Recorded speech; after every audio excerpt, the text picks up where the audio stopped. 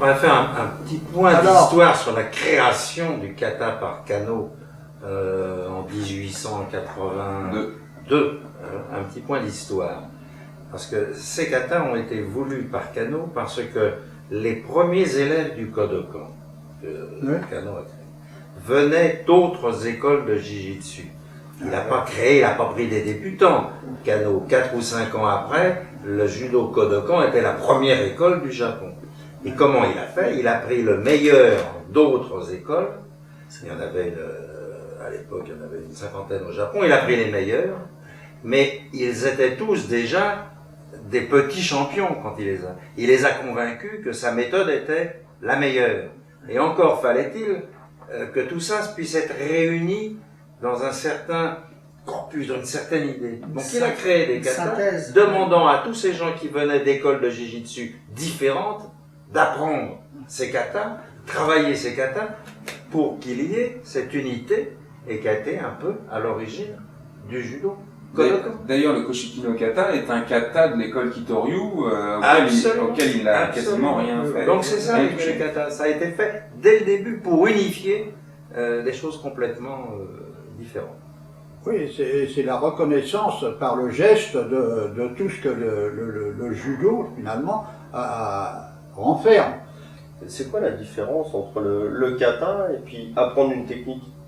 Ben, le kata, c'est la démonstration de ce qu'il faut faire, et la technique et les combats devraient être la réalisation du principe énoncé.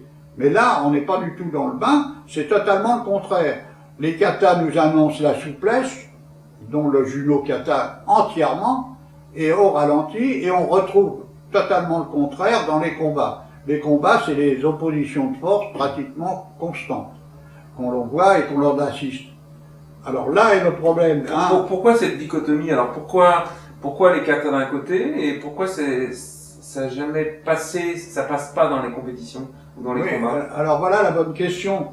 Parce que il y a un problème qu'on est en train de subir et qui fait qu'on a raté tout, c'est que l'instinct est de lutter. Il n'y a pas d'opposition.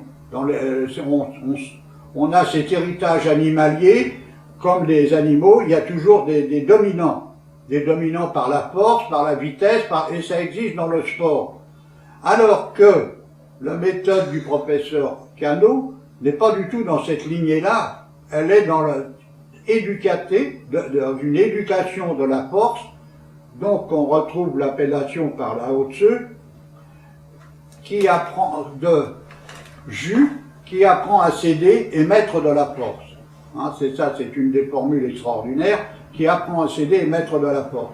Et là, le professeur Kano, dans son judo kata, nous inculque cette notion et il essaie de nous la transposer. Mais dans la réalité du combat, quand le combat existe, avec l'émotion, l'émotivité, la tension, le type arrive à son état d'animal. Et quand on le pousse, on le tire, il résiste, il bloque, il empêche les actions de se faire. C'est là le drame, entre l'inné et l'acquis. Bon, les mots, leur signification, là aussi, ils renforcent nos techniques. Combien de fois on voit le principe de la roue, qui est un gros principe. Alors Nage no Kata, je crois que j'ai appris, ils vont faire Kataguruma, ils commencent la roue, et le gars arrête. Et après jette. Alors ça, je trouve ça très mauvais, parce que le gars arrive, porte, dire, tu voyez, je suis costaud, le mec il est là-haut, il vaut rien, et je te le balance. J'ai fait la roue, on n'a rien vu, mais c'est bien. Donc dans le kata, doit démontrer ça. Et non, et tu vois les gars, c'est vrai, t'as qu'à remarquer, même dans le Nage no Kata, mais ils arrivent à tout. il y a cette espèce d'orgueil qui est mauvais. J'ai plein d'élèves qui me disent, alors on commence la roue, puis on arrête, c'est bien parce qu'on maîtrise, on voit qu'on montre qu'on maîtrise et la roue, quoi. Alors qu'il faut pas la maîtriser, il faut la laisser. Tu peux pas l'arrêter, ou ce n'est plus la roue. Mais ils arrivent à tout biaiser, ils arrivent à trouver une justification mauvaise à ce qu'il Moi, je me rappelle, j'avais un élève des volontaires, j'ai encore l'endroit du tapis. Hein. Je me suis jamais refait. Et le gars, c'était une ceinture marron, 110 kilos. Jamais je l'avais foutu par terre. J'arrivais plus, il connaissait tout mon judo. Et j'avais vu le vieux film japonais pendant la guerre, c'était l'héritage et c'était notre professeur. Et il y avait un moment donné, et le gars avait fait ça. je lui fais Kouchigari, donc il part en arrière, il se redresse, au moment où il se redresse, il fait ça. Et je l'ai senti rouler sur mes... Je ne l'ai jamais porté, si je le porte, m'écroule. Non, il a roulé sur mes épaules. Il est tombé sans que j'ai rien fait. Mais c'est délicieux ça, je l'ai jamais refait, mais je m'en rappelle toujours.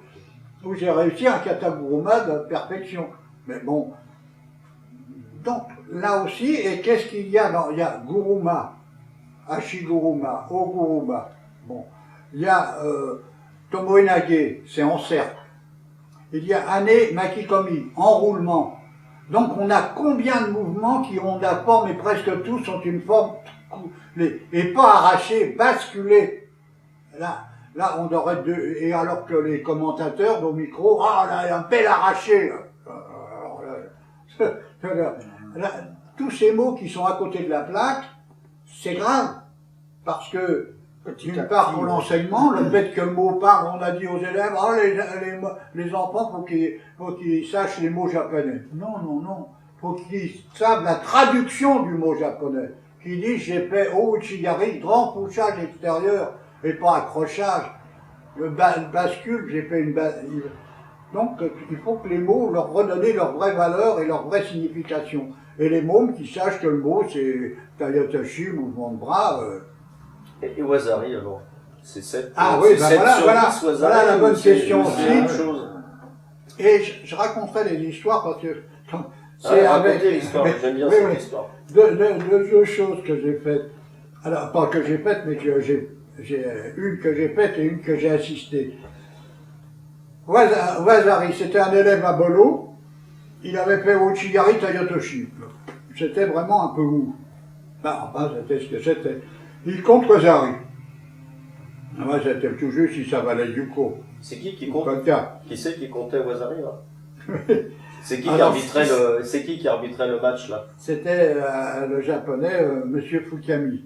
Ah non, c'était Sato, qu'on avait fait venir du Japon. Alors le soir, on mange ensemble. J'ai vu ça, alors j'ai dit, Monsieur Sato, là, vous avez fait le mouvement, là. Alors il me regarde, il dit, je vous avais dit Wazari, oui, mais vous savez ce que ça veut dire Wazari? Je savais pas. Il dit, c'est il y a technique. Vous avez vu l'action? Oh, j'ai dit oui. Ah, c'est d'accord, vous avez tout à fait raison. J'avais pris une leçon, là, terrible.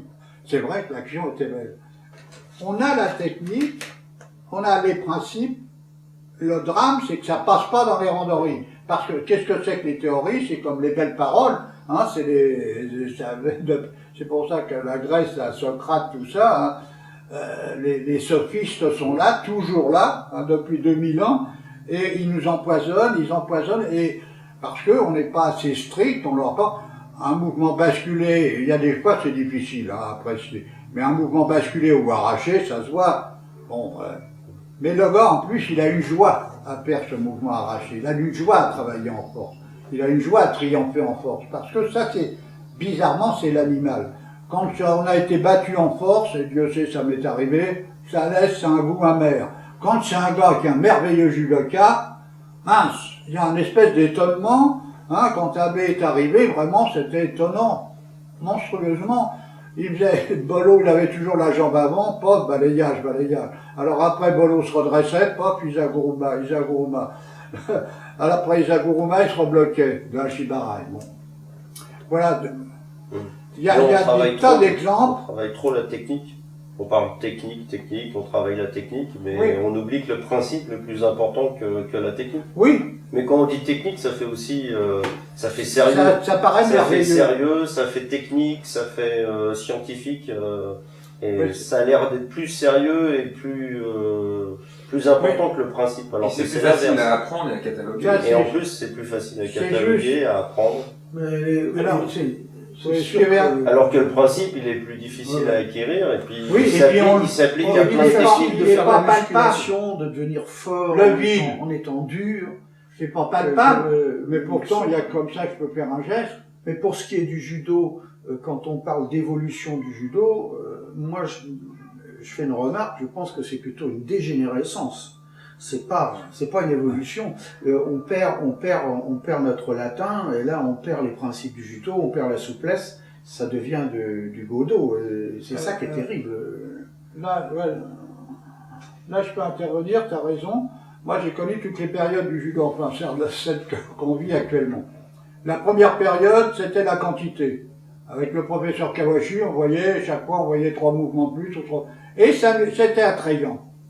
Hein, on voyait un nouveau, on voyait encore, ouais, hein. Bon, mais après, on s'est aperçu que, bon, quand Mochizuki est arrivé et d'autres, moi, je savais pas faire Osotogari. J'en connaissais 15 mouvements de jambes, mais le premier, je savais pas ce que c'était que le déséquilibre, d'où la technique est venue, qu'on vit actuellement, qui existe. Mais c'est pas suffisant, la technique, parce que quand on a la technique, encore est-il qu'il faut l'appliquer dans son sens, c'est-à-dire les principes.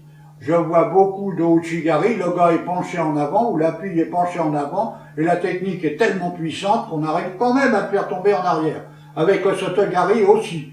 Même le gars penché en avant, on peut le virer quand même en arrière. Donc là, il y a un problème. Donc maintenant, c'est plus que la technique qui nous manque, c'est d'adapter la technique dans le combat. Et là, c'est difficile parce que ça correspond à des instincts contraires, donc on y revient, et à cette espèce d'animal qu'il faut dresser, qu'il faut éduquer pour obtenir certains résultats. Et je pense que le public est client de ça. Il aime les choses bien faites, même s'il ne les perçoit pas bien. Et les principes aussi, leur drame, c'est, bon, le vide. Ben, le vide, c'est le vide. Mais oui, mais le mouvement, c'est ça, c'est des fois moi qui empêche que le vide se passe. La force, avant, après. Tout ça, c'est des théories, il faut les mettre au point, il faut les harmoniser avec l'autre, et ça demande des entraînements spécifiques. Que je pense, c'est ce qui nous attend à l'heure actuelle. Si on veut aller vers la brève maxime prononcée par le père Cano et celle énoncée par... Il faut revenir aux bases et aux fondamentaux. Ouais, parce tout qu'il à y, fait. il y a une dégénérescence. Mais ça se trouve dans les scientifiques aussi. Moi, j'ai mon ami là qui est médecin chirurgien. À un moment, quand on prend une graine, on la greffe, on essaie de l'améliorer, on essaie de tas de choses. Il y a toute une évolution qui se fait. Et ce qui est drôle, c'est qu'à un moment, il y a une dégénérescence complète. Il faut revenir à la graine de base. Et ça se trouve en botanique, ça se trouve aussi dans la recherche médicale. Ouais. Et j'avais eu une soirée où ils nous avaient expliqué ça. Et je crois qu'au judo, c'est pareil. La base était belle, puis ça a évolué. Enfin, ce qu'ils ont appelé d'évoluer, ça a plutôt dégénéré à force de greffer, de faire des règlements, de ci, de ça. Le judo s'est perdu. Et peut-être il faut revenir à la brève de base. Et ça se faisait avec les tomates. Ils font toutes les tomates. Ils faisaient des tomates, des grosses, des petites, des machins, tout ça. Mais la tomate, elle est venue d'Amérique du Sud. Et la graine de base, qui était pas très très belle, eh ben, elle avait les fondamentaux.